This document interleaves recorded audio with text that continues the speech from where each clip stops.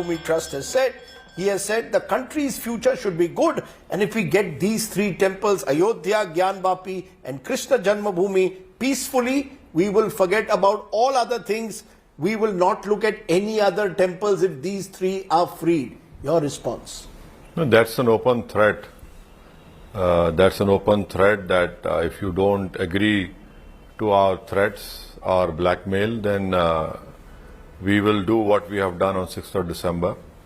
This is a call to violence. This is a open threat to the Muslim community, which is being made. This is I would call it a complete threat, so that the Muslims fall in line. Now, how do you see it as a threat? He's saying that we want to settle these peacefully. If the Muslims hand over these three places of worship, there will be no more issues again raised of temples and mosques. First of all, these people lie through their teeth. They are perpetual liars. What did they went and told the Supreme Court that we will not touch the Babri Masjid? They went and demolished it. When the Babri Masjid decision came, everyone said that okay, it's over, finish. So the fact of the matter is that this will not end. And I have been saying this consistently since the judgment of the Supreme Court, which was unfortunately given on the basis of faith, which opened what I call floodgates for all these things to be controversies to come up. Now, who is he to tell us to give it to you? Why did we pass a 1991 Place of Worship Act in the Parliament, which is still a law? So this is nothing but this is just a threat to everyone that this is what we want, you should give it to us. See, this is a crass example of Hindutva and majoritarian politics. No, you're saying it's an example of Hindutva and majoritarian politics, but let's look at the law. At the end of the day, you just mentioned the 1991 Place of Worship Act. We've seen on the 31st of January, a district court in Allahabad, in district court in Varanasi, allowing prayers to take place in the southern cellar of the Gyanvapi Mosque. And the ASI report, which has now come out, suggests that there was a Hindu structure that exists beneath the present mosque. So that prayers are being allowed. Effectively, the prayers have now been allowed in the southern cellar of the mosque. So where does the Place of Worship Act stand? Let's look at very clearly the law itself. Effectively, now the floodgates have already been opened again. Yes, so that is why I have said the Babri Masjid title suit judgment was responsible for opening up all these floodgates. Number one.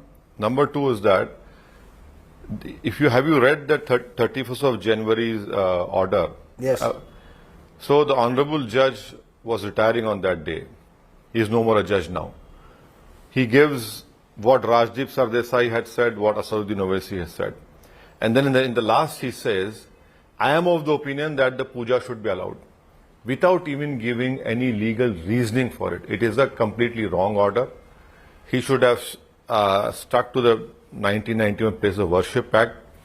He should have told that how is it that is allowing this after 1993. And then thirdly, please tell us that can worship be done? A puja can be done in a Taikhana? Sir, the question is, you are going back to the 1991 Places of Worship Act, yes, which effectively says, except for the disputed site at Ayodhya, there will be the status quo maintained on all places of worship. Yes. Subsequent to that, you have a Supreme Court observation in May 2022, which says finding the nature of the religious place is not barred under the 1991 law. This is a Supreme Court order. Based on that, the Gyanvapi Mosque issue is taken forward. Now you've got a district court order. Are you willing to accept the rule of law? You can challenge the district court order in the Allahabad High Court, in the Supreme Court. But as of today, prayers are being allowed. Puja, Aarti is being allowed. That is a wrong order. Which is the wrong order? Varanasi or the Supreme Court order? The 31st order is the wrong order. And please understand, you talked about the ASI report. Now, in Babri Masjid, an excavation was done. Here a survey is done, right? There's a difference between excavation and survey. Now the excavation report was not accepted by Supreme Court, and the Supreme Court categorically stated that no temple was demolished to construct a masjid over there in Ayodhya. Here also, you are saying a survey has been done. A survey is different from an excavation. So we have categorically stated that no religious structure was demolished to construct a Gyan Vapi masjid over there. Now report is there, we'll challenge that report. No, as far as the Supreme Court quotation you have said. Yes. Please understand it was the 5 judges bench, which included the present CGI, Yes. which said that the 1991 Place of Worship Act is elevated to the status of basic structure of our constitution. The most unfortunate part is the lower courts and the judiciary are not accepting what the Supreme Court has said. So are you prepared therefore for yet another prolonged legal fight on the Gyanvapi mosque, or are you willing to maybe consider the possibility of some kind of a settlement that is reached? Rajdeep, I remember doing this interview with you after the judgment had come, before the judgment of Ram Mandir had come. You said, are you willing to give away Ram Mandir and forget about everything? Now this is the second time you're saying this to me. So I am of the opinion, I'm telling you categorically, this will not end, this will not stop. We will fight it legally and we will show the courts what documents, what title suits we have, what possession we have. And please understand, in Gyanvapi, we have been offering namaz. The earlier argument in Babri Masjid was, oh, you are not praying over there. Here we are praying continuously. Now, since 1993, no puja was done. Now, people are telling you and me, oh, no, your namaz is going on. Boss, how is it possible, please tell me, that I enter your house?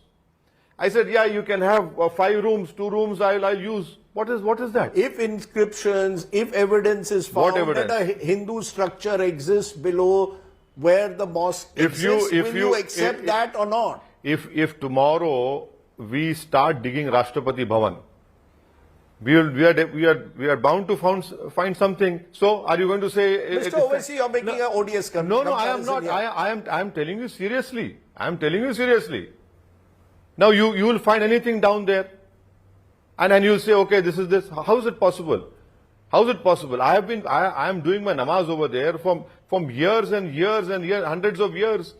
And please tell me it was Mr. Narendra Modi who constructed this massive corridor, who constructed this massive Kashi Mandir. Kashi Vishwanath corridor. And in fact, he renovated the Mandir as well. Now you have people over here who come and say,